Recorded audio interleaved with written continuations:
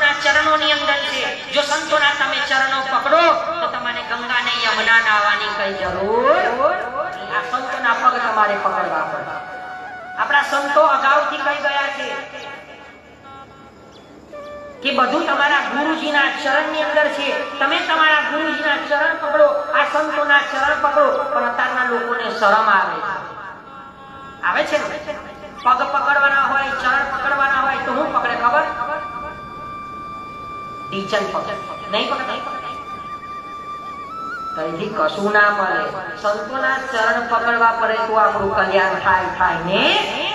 એમના ચરણ તમે પકડો. અડસતી રથ મારા ગુરુજીના ચરણે, ગંગા જમના